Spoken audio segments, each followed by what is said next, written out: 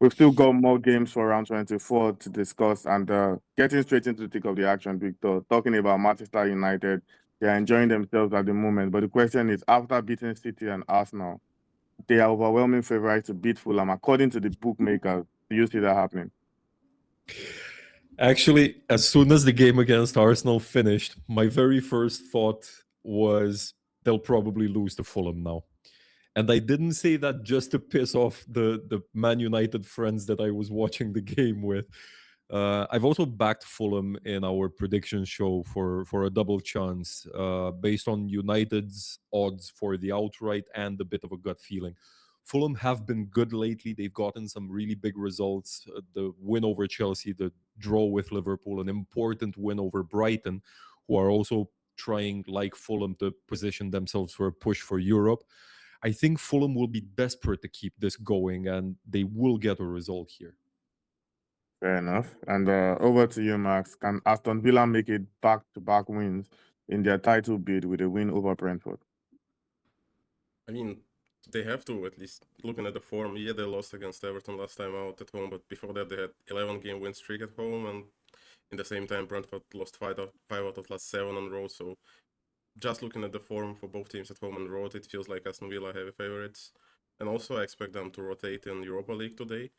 We didn't really know what happened, but still I feel like Unai Emery is going to rotate the squad, so I feel like they'll be in better form and in better rush. So I'd say they have to win, but Brentford is a decent team and they can show something special at one day.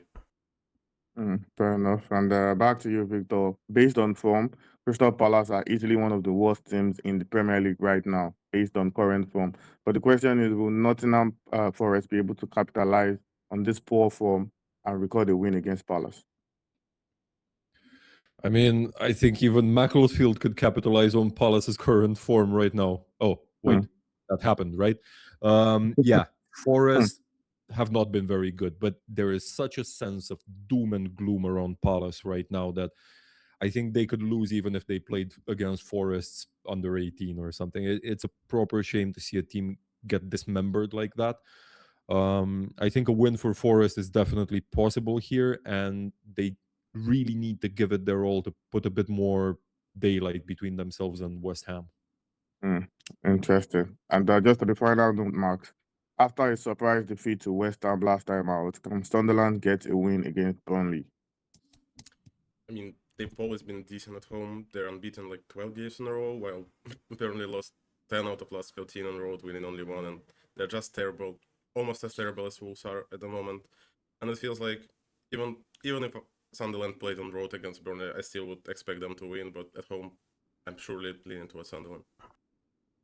Interesting. Anyways, it promises to be an exciting round 24. Everything looks set for proper fixtures. And of course, I'm predicting that we'll see 1 or 2 shocking results. And after the game week, we'll be sure to discuss all the best talking points as they come.